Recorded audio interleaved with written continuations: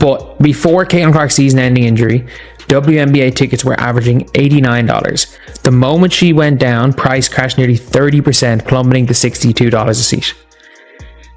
That's kind of crazy. And there's a lot of reasons for this, but obviously the biggest reason. The WNBA is facing what can only be described as a full-blown collapse in both ratings and revenue. Commissioner Kathy Engelbert now finds herself watching the league's short-lived rise unravel into a nightmare, deflating faster than a punctured balloon. And the Indiana Fever did not want people to know that Caitlin Clark was going to be out for the season. I can tell you, from the very day that they decided to let that go public, everything has dropped off a cliff. Views on this channel, the television ratings, the interest, Thanos snapped out of existence. People were trying to hang on to the possibility this whole time. Look, so many people stayed engaged with the team because they thought the cavalry was... The breaking point came with the Indiana Fever's announcement that superstar guard Caitlin Clark will miss the rest of the 2025 season. Without their golden draw, the WNBA is left confronting a harsh truth. Stripped of its brightest star, the league risks becoming little more than an overpriced sideshow struggling to hold the audience's attention. July. The WNBA proudly flaunted ratings for the All-Star Game, which drew 2.2 million viewers. Of course, they conveniently failed to mention that ratings were down 36% from the record ratings that Caitlin Clark pulled the year before. Early August, ESPN pointed out that the Seattle Spankers and the Indiana Felines, without Caitlin Clark, drew 1.6 million on ABC. ESPN claimed that WNBA ratings were up 20% over last year, mostly without Caitlin Clark playing. But over the last 3 or 4 weeks, both the WNBA and the media have been strangely silent. I wonder... The fallout from Clark's season-ending announcement has been catastrophic for the league's finances. Overnight, WNBA playoff ticket prices nosedived by an average of 30%, with some seats plunging from over $200 to barely $25. The WNBA are currently treading dangerous waters. It's sharks out there, y'all. It is sharks out there in the deep ends of that water. Reality is hitting, and the playoffs have the potential to expose even more. Ratings could potentially crash in this year's WNBA playoffs without Caitlin Clark. Networks have their eyes peeled to what is going on, and ticket prices plummeted 30% while Caitlin Clark was out with the Indiana Fever, who had been driving premium ticket sales all season, saw road game prices collapse by 71% after Clark's injury, falling from an average of $137 to just $80. This isn't a small market correction. It's a full-scale crash that lays bare the league's absolute dependence on a single player. On one team. But a very big chunk of the total attendance in WNBA is from the Indiana Fever. They have the second highest home attendance, and teams are literally moving arenas.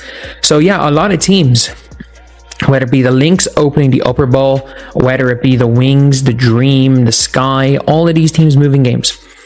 All of these teams are moving games for the Indiana Fever, regardless of who it is. They all have to sell those seats. And a lot of people don't want to go, and it's super cheap. Like, it's a lot easier to fill a 10,000 seat arena without Caitlin Clark than to fill 20,000. So you're going to have to find a way to do it anyway, which is what a lot of people are going to be doing, trying to sell tickets. The 2025 WNBA season was meant to be a triumph, smashing attendance records and ushering in unprecedented revenue.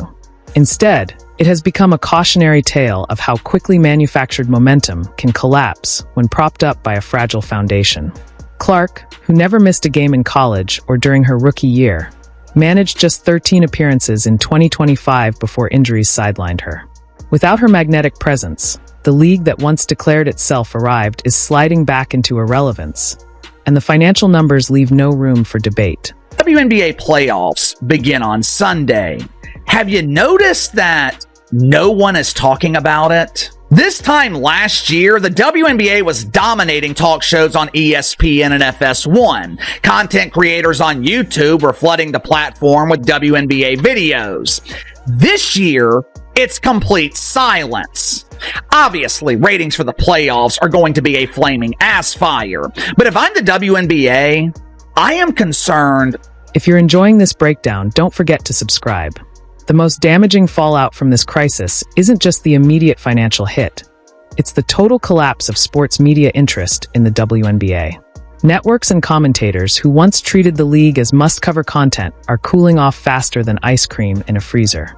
The same voices that proclaimed the WNBA's big breakthrough are quietly shifting back to more profitable sports, leaving the league scrambling to stay relevant without its biggest storyline.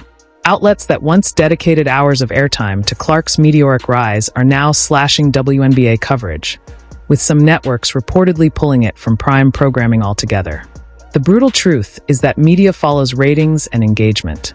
And without Clark generating viral highlights and headlines, the WNBA has lost its mainstream hook. Even ESPN, which had gone all in on the Clark era, now faces the uncomfortable reality that its programming bets were built entirely on one player's star power.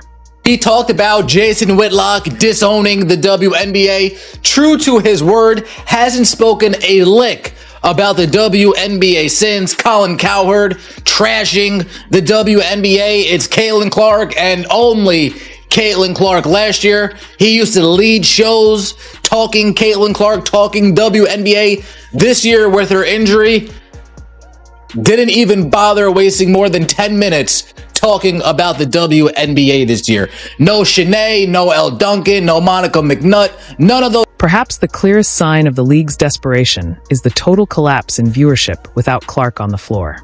Games that once pulled in 1.88 million viewers are now struggling to scrape together 200,000. A staggering 89% decline that exposes just how inflated the league's popularity truly was.